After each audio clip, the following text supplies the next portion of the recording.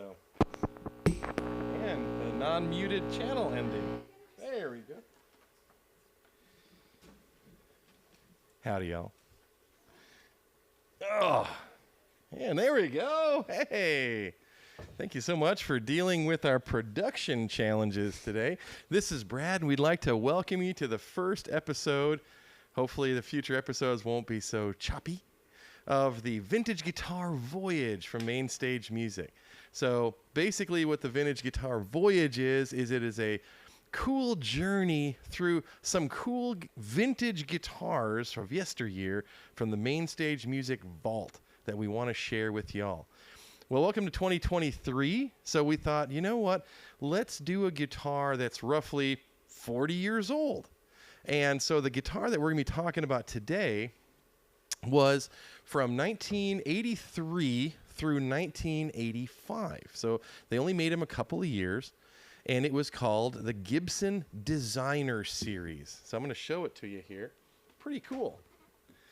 So what the Designer Series was, okay, is models that Gibson already had made. So models like the Explorer, the Flying V. Oh, that's weird. Little bounces in and out of the audio there. Models like the Invader. And, just a handful of other models that they had made that they had done custom graphics on. Now, I mean, obviously, we've all seen guitars with graphics on them now, but back in 1983, it's something that Gibson hadn't done before, okay? Gibson was fairly conservative. You know, you had sunburst finishes, occasionally the bullion gold, and in some custom colors back in the 1960s surf groovy days, right? But this was a new time, the 1980s, okay? We had new music, new look on everything. Just like, hey, every year's got a new thing going on. And so Gibson knew they needed some sort of, something to give them a cool little shot of energy. So the Gibson Designer Series was actually the brainchild of someone who was not part of the guitar industry. So it was not a in-house Gibson artist who conceptualized the Gibson Design Series. It was actually a guy named Scott Fagan, who I have here today as a special guest. So say hello, Scott. Hello, Brad, and hello, everybody out there. I can't tell you how excited we are to have you here because, Thank you. Yeah, you are kind of like a one of those hidden figures of a little piece of guitar, vintage guitar history that, it's a story that I've not really heard told anywhere. And so how cool is it that right here at Mainstage Music's first Vintage Guitar Voyage, we get to share this story with the world and so on. So basically, the year is 1983. You lived in Nashville, Tennessee. Correct. And you had a small business called Trimline Design. Is that correct? Yes, it was Dynamic Designs Incorporated, doing business as Trimline Design. Cool. So what did Trimline specialize in? Guitars? No, actually not. From the very beginning, my primary customers were new and used car dealers, and I did have some other customers that I serviced. I did a lot of business with entertainers. I did some things called environmental graphics, and those were inside a building or some cases outside. And I did airplanes and boats, and it brought me in contact with quite a few very interesting people. But the glittering jewel was Gibson guitar. Oh, very cool, very cool. So now, just for people who weren't around back in the early '80s, it was very popular to do these really neat graphics jobs on cars and trucks and vans and so on. And so what people would do is they would want these really, cool paint jobs and stuff. We always call them boogie vans because they had these kind of cool graphics, and sometimes they had a customized window and whatnot. And so you were at a car lot, right? And working, doing some custom paint work. Is this how you met the guys at Gibson? Well, actually, I got a phone call from a gentleman that wanted to know if I would do certain things to a new Datsun, either 260 or 280Z. I can't remember, exactly which it was, a time period wise. And while most of my business was done on the car lots, I would meet people occasionally at at parking lots, any place I could, and do what I called retail business at that time. So this gentleman said his name was Whitey Morrison, and would I? And yes, I would. And so I met him at a lot, at a just off the side of the road, really, a car lot, not a car lot, but a parking lot. Mm-hmm. So I was doing my thing on his vehicle, and just small talk, and I asked him what kind of business he was in, and he said, well, I work for Gibson Guitar. Well, that's pretty cool. Now, I like the sounds of that. So I asked him, well, what do you do at Gibson? I forget exactly what he said. He was the head honcho. Let's put that. He was at the top, and that was really cool. And so we had a little bit more small talk. And I said, well, you ought to let me do some graphics on a guitar. We could call something like a designer series or something. And then I felt embarrassed because I thought, you moron. That's kind of like the lyric of the song that said, then you had to go and spoil it all by saying something like, I love you. Why didn't I just be quiet and just do business? So completed the job. And he said, so, do you want to? I'd forgotten it by then. I says, do I want to what? You want to show me what you can do on some guitars? So, after the paramedics left because I had passed out, then he told me where to go at Gibson. And so I went there at an appointed time and had a meeting with him. And he says, well, He called to the back. A gentleman that ran the back end at that time was named Harold Jenkins, and he said, Harold, get 3, whatever the model was, and I don't remember. We'll see it in a short time, and put them in cases and send them with Scott. Cool. He's going to show us. Well, I'll tell you. Well, first of all, let's get the camera off of me and put it on Scott because he's the one telling the story, and then I'll tell you what, Garcon. Go ahead and let's do a graphic here. So first of all, what we have there on the screen for you viewers. By the way, I wanted to invite you guys to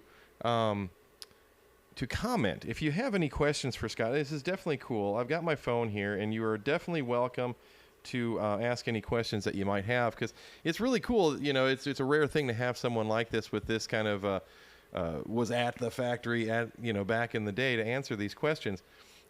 So the first graphic that you can see there is that is the flyer that they would put in for dealers and stuff like that to basically sell the product. Okay, so again, for all y'all who aren't dealers, Gibson back in the day would send these little flyers and stuff, and basically it would just tell you the line. So you can see there, these are guitars that you're familiar with. They are like the Explorer, the Flying V were the most popular models. But then you can see that they had the, basically the Firebrand or the, Invader style Les Paul, flat top kind of model. And then, of course, you had a bass. Now, these were the graphics that they finally chose that were your standard models. But the very first ones they sent you weren't these guitars. And I might mention that there were several others that we did, but this was just the ad slick. Okay. So as you said, it went to the dealers and went into magazines and so forth. Gotcha. So all y'all collectors out there, what you see there in the ad is not the only graphics they did. So now we do have some really cool pictures. Now I want you guys at home to know that the pictures you're about to see have never been seen. Okay, they've been seen by Scott, but these are pictures that have never been on the internet of Gibson guitars that were in pre-production that were never shown. This has never been seen online. This is the very first time this has been done, and that's really neat. So for all your history buffs, you're going to check out some neat stuff. So they gave you was it 6 guitars? To start with, 3. Okay. And this was dating. I'm getting to know them, they're getting to know me. Yeah. Because I have no idea what they're going to accept. What I did know is that the target was heavy metal. Okay, gotcha. And so I knew that I couldn't think country music, I had to think rock music. Yeah. And so I had to kind of try to figure out what wild would be their style of wild. So let's go back to Scott, and let's go back to the photos that we were working on there. And let's look at those pre-production photos. So these are taken just by you with your home camera. Oh, that was another ad. No, that ad was the magazine ad. So for all y'all who are alive back in the day, that would have been what you would have seen in the Guitar Player magazine and so on. Okay, so now these next pictures here. Oh, there's Billy Idol playing one. Let's go and let's see. Oh, there are the Scorpions, who are Rudy Schenker and Matthias Jobs. Matthias Jobs. Matthias Yes. Jobs, yep. And so that was another. And there is a Matthias also playing another designer that was custom done by you for him. Yeah, we'll get into that in a little bit. Yep. So now these next photos here are the pre-production photos. So they sent you with these guitars. Yes. And they look like they were Sonex 180 models, which was a discount model that they made, but very popular. And you can see there, it definitely has some neat styles, but it does not. You can see it's influenced by, but definitely the final product is quite different. Go ahead and let's look at another picture there. Okay. Yeah, and I got some comments coming. Oh, that's a great. First of all, Jeff and Adam. I've got Adam Smith on, who is a huge Gibson collector in our area. He's had many, many of them, and so he commented he'd had the pleasure of seeing them all. Well, you've seen some, but I'm going to show a cool guitar that no one's seen before today. But we also have Jeff Smith, who's a good customer of ours from the Hickson area. And he goes, how were the graphics applied? Now, today I was listening to another popular YouTube blogger, if you want to call him that, and he goes by the handle of Trogley. His name's Austin. But he said that they were hand-painted. Now, you can now correct Mr. Trogley and say that he is incorrect. So how were the graphics applied? Well, respectfully, I will say he's incorrect. What I used was a Mylar film, and it was extremely thin. And so depending upon the particular graphic that I was creating, it came in rolls. A lot of it I hand cut. There were no computer cutters at that time, so everything I did was by hand. And then once I put, and I should back up one step and say that when I got the guitars, they would have the color coat and maybe a coat or two of lacquer. Mm-hmm. And then I would put the graphics on, and then they would put nitrocellulose lacquer on top of it. Okay, gotcha. So there was one hiccup for a very short time that I thought was going to kill the program. As you're aware of, because you've been in the plant, and you know that once they've got the lacquer on, they take them to these buffers, high-speed buffers, and they lean on those guitars. They put body weight on them to buff it. Well, the lacquer actually moves a little bit. It kind of almost liquefies. And so we had some lifting of the lacquer off of the film. Well, how do you fix that? And so I come up with something to say, and I says, we need a barrier coat. I never heard the term barrier coat in my life, but I knew we needed a barrier coat because obviously there was a reaction between the lacquer and the film. Yep. So when then the heat, was the catalyst that got everything all boogered up. So so, and certainly the weight that they put onto the guitar. Oh, yeah.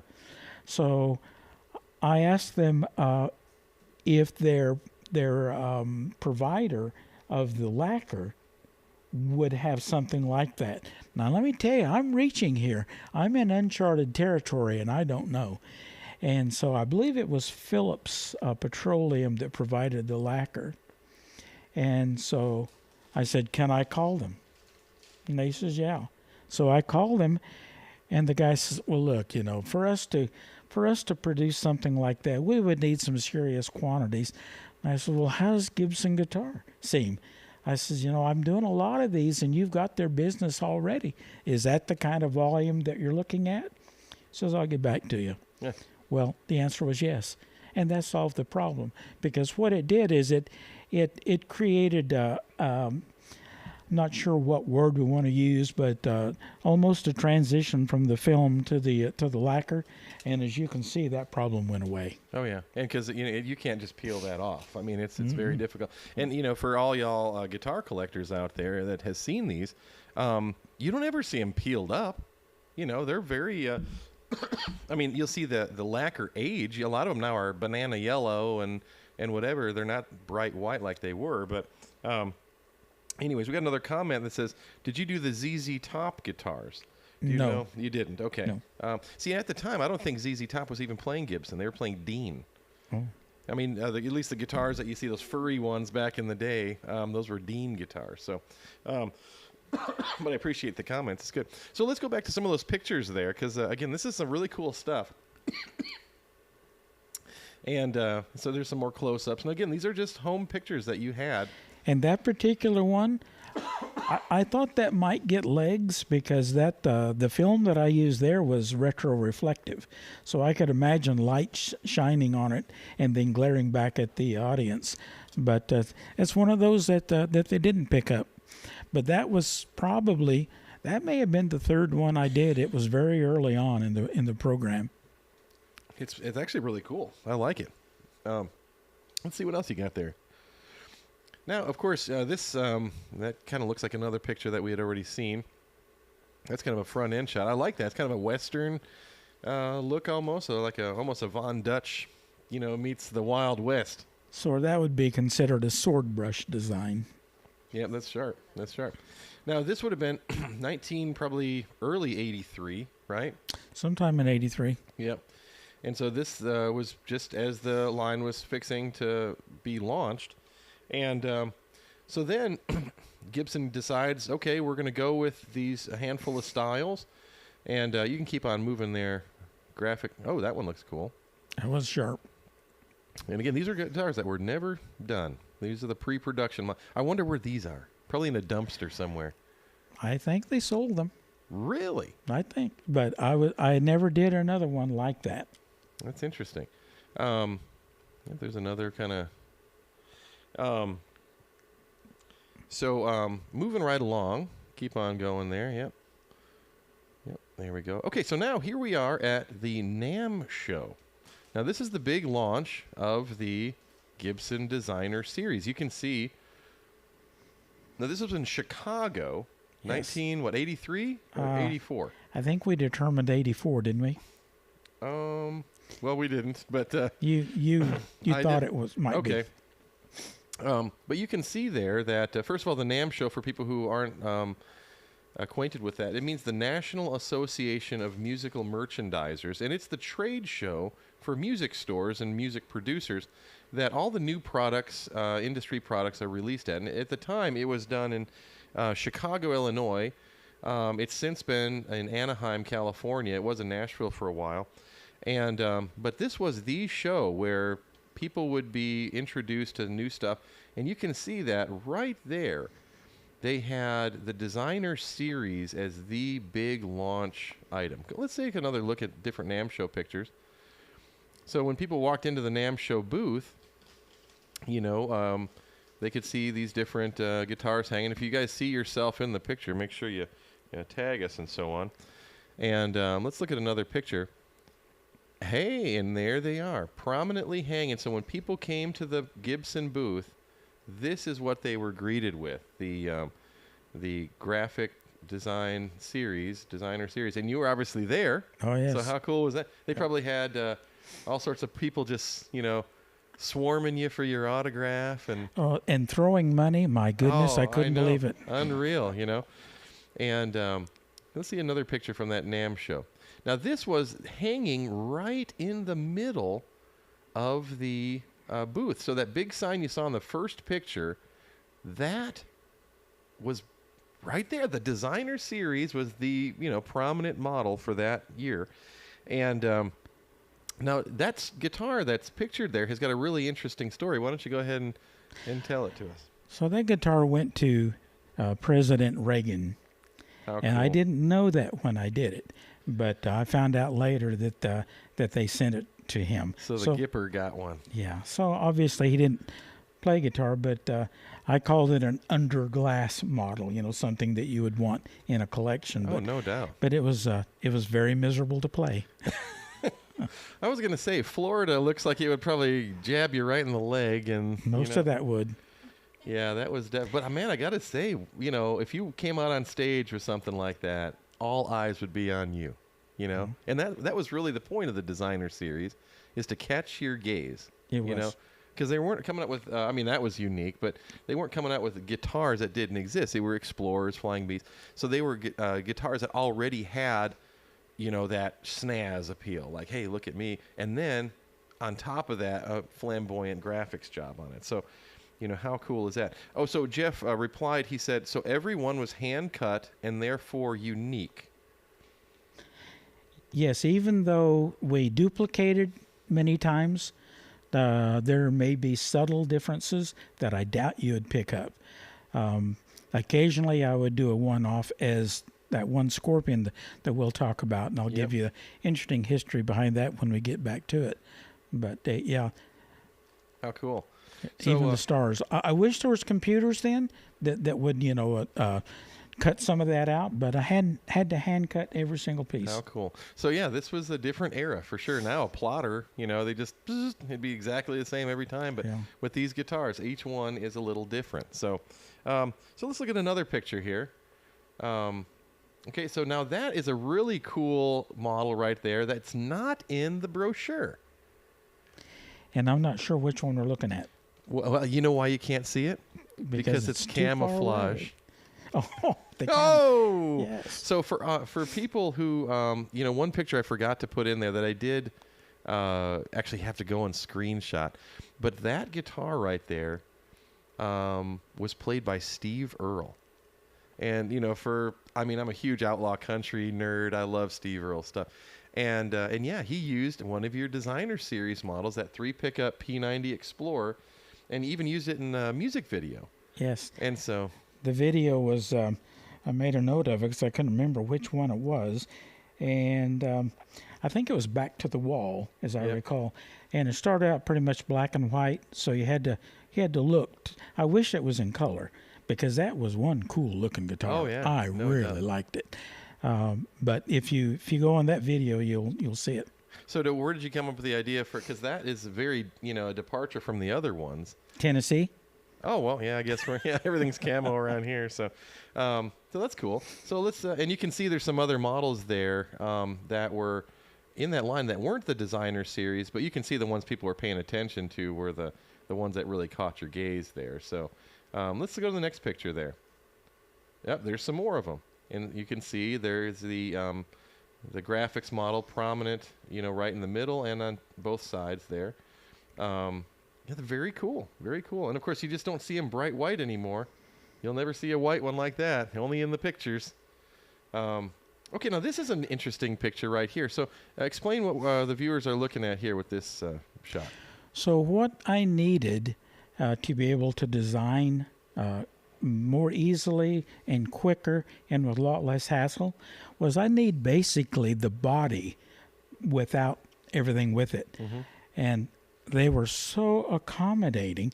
Again, Harold, go back and cut out a bunch of these out of I think it may have been 1/4 inch or thinner plywood, and then painted them, put the lacquer on them, and then gave them to me to design with. So I did a whole bunch of designing just on those, and it was great because it was a lot less hassle. And Oh, yeah. I could carry it into the production meetings, and they could look at them and make decisions much faster. How neat. How neat. So that you guys, and you can see the little model numbers, GI, and then 3, 4, the different letters. So these are all like production codes that they would use at the factory and whatnot. And how neat. So now these are some pictures that you had in your house. Now I know they were in your house because I was in your house last week, and that hanger there must be 40 years old because it's still hanging on your wall. I guess it is.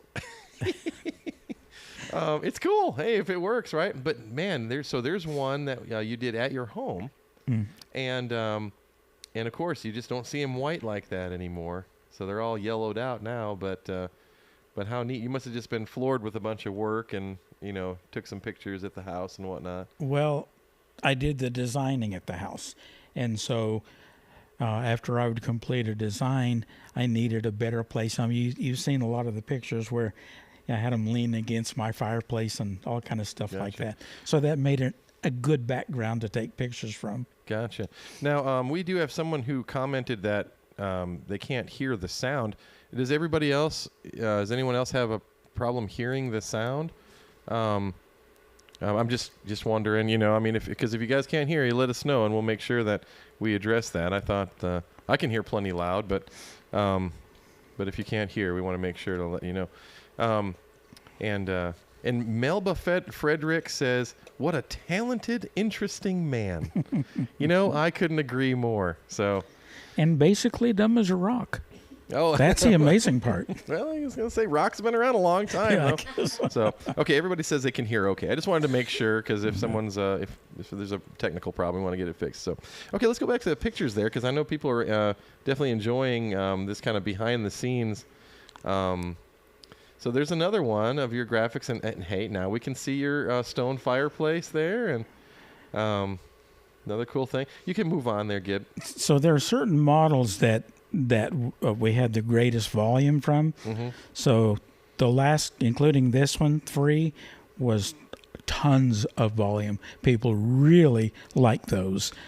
What would you say, which style would you say was the least volume? Like which one do you got the fewest orders for, or the fewest that you remember doing? While they were fairly close, that is Flying V and the Explorer, I would say the Explorer probably was more than. Okay, you did more Explorers than Flying Vs. Yes. Of the graphic styles, which style do you think you did the least of? Man, I don't know. I'd have to do some seriously difficult thinking. I'm trying to put you on the spot. So, obviously we know that the one you probably did the fewest of were U.S. map guitars, and That's probably a good place to start because that was not intended to be high volume. That was more of something that would be unique, and there weren't many of them. I did come across someone playing one on the internet, and you don't see that one very often. Yeah, for sure. So let's take a look at another picture there. Oh, there's a classic. That was a major seller right there. Oh yeah, I see those all the time. They're really sharp. So, moving right along. Okay, now, hey, trigger warning. I know that this is controversial, but this in the early 80s, it just meant rock and roll, rebellion, whatever. And I know you personally, and I know that you do not side with hate and all that stuff. And I know that that's not what you in any way thought of. That was the furthest from my mind. Didn't even enter my thinking. So I definitely don't want to offend anyone today. It was just a design, and I didn't know of anyone that had any problem with it, as far as being offended. So thanks for bringing that up. Well, no, I wasn't bringing it up to be that guy. Because honestly, they're, symbols matter, okay? And so we don't want to get into any, but truthfully, symbols can change too. Right. Okay. And so anyways, that at the time, you had Billy Idol, who, we saw earlier he had a song called Rebel Yell. And, I know it had nothing to do with, it was just, reckless abandon, teenage angst, all that kind of stuff. So, now unfortunately, it really has been adopted by some terrible people. And so I know that is a piece of yesteryear that will never see the light of day again as far as a design. There's no way Gibson would ever do that again. So definitely piece of yesteryear there. So let's take a look there. And there is the Reagan guitar. That was the that was the first one, the very first. So again, right there on my fireplace. And hey, there's a picture of your truck from Trimline Design. Yep. And that is another guitar that sold extremely well. That I love that look. I would love to find one of those. So any of you guys at home, if you find one and you want to know that it's in the main stage vault, you just call me because I would love to find one of those. I really like that look. So now this right here is really interesting. Again, this is some cool stuff that the world has never seen. And Gibson didn't see it either. Really? Because I didn't like it and I didn't show it to them. Oh, snap. So this was a finished guitar. You can see that when I say finished, I mean gloss, and you can see the fretboard taped and so on. It was a guitar. So this was a design that you did that you didn't like, and so into the dumpster it went. I stripped it off and redid it. Well, how cool. I mean, because now if that guitar existed, it would truly be one of a kind. And what about this next one here? Ooh. That's another one that I don't believe I showed that one to them either. I tell you, I think that's cool as heck. It might have looked really good finished, so I may have been short-sighted. Mm-hmm. But I was like a snake. I was extremely concerned about, showing something to them that would cause them to become nauseous or something, because people are funny about that. Oh yeah, nauseous. It's not even fun to say. But yeah, what a cool thing though. So, anyways, now so this happened really just 2 tumultuous years, because for people who are familiar with the Gibson story, also know that Gibson was sold. They went into, I guess, bankruptcy and were sold in 1985. Okay, and the owners bought it really for peanuts. Okay, this American brand. So that unfortunately kind of put the end to your adventure as being a design, having your own series.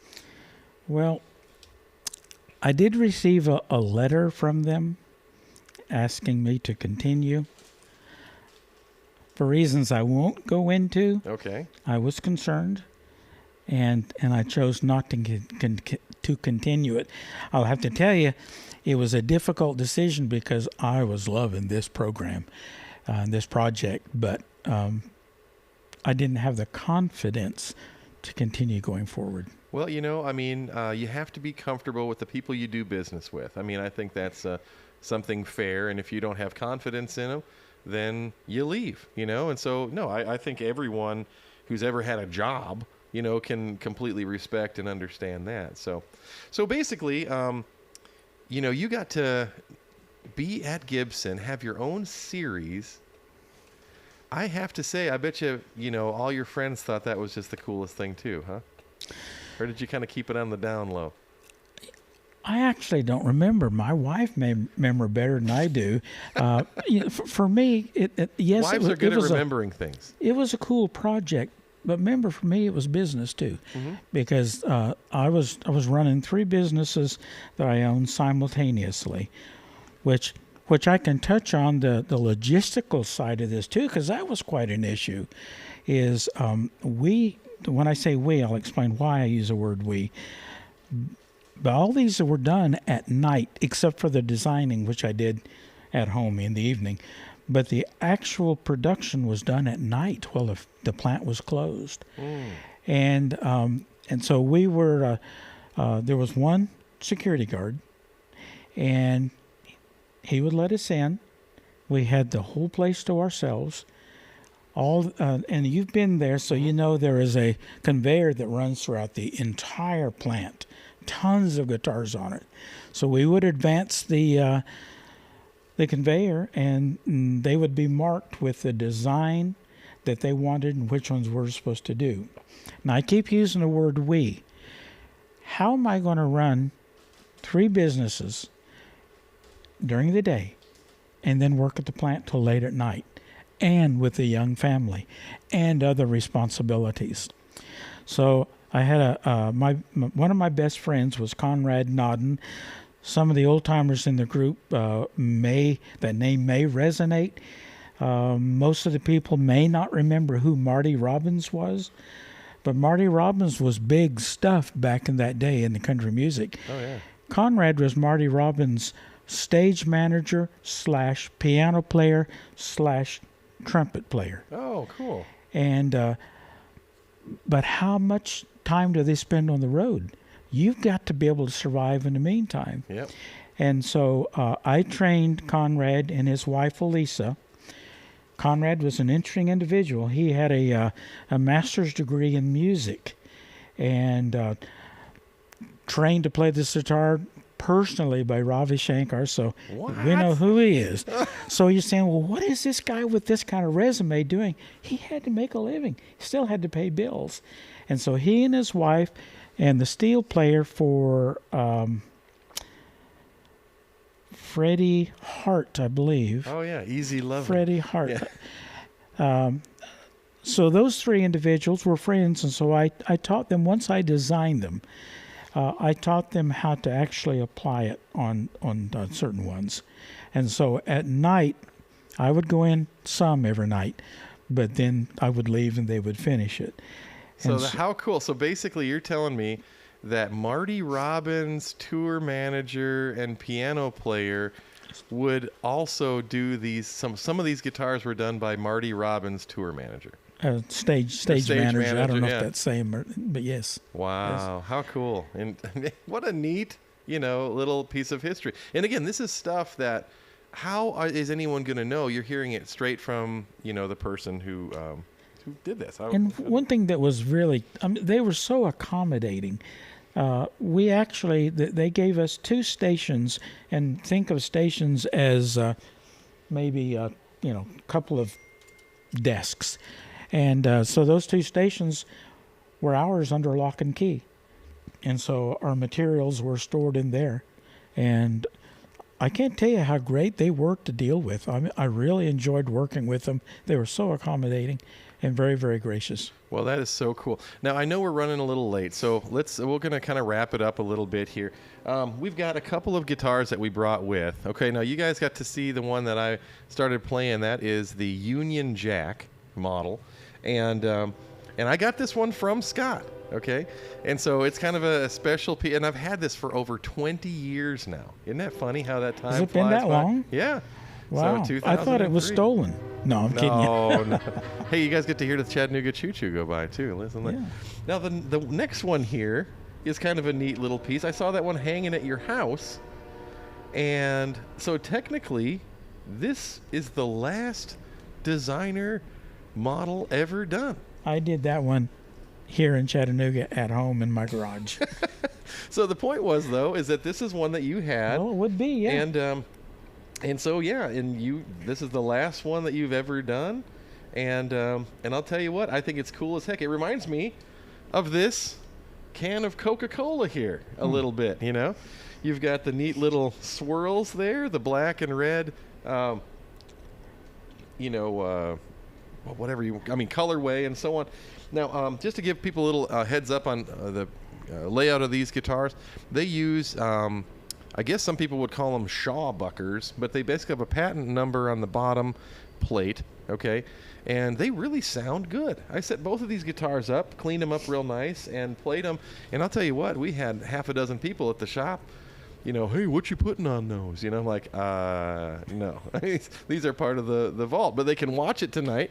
And so, hey, they're probably watching the show. So, yeah, this model right here and this Union Jack model are the last ones from your collection, the last little part. And that they're in good hands, and it was neat to be able to share these 2 kind of pieces from the vault with y'all tonight.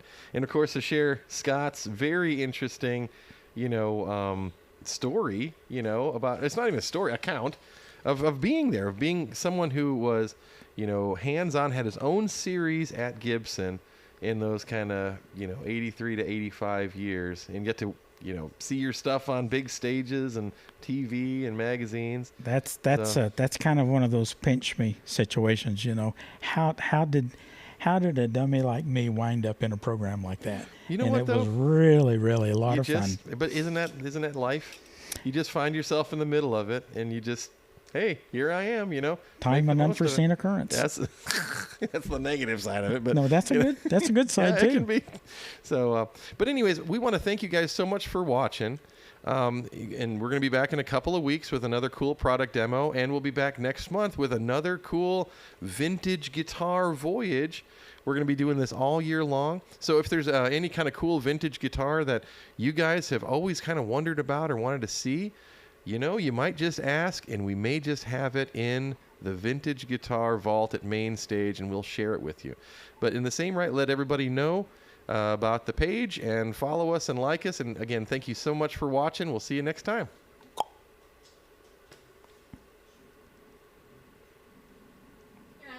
All right, cool. You hit Scott, Mike.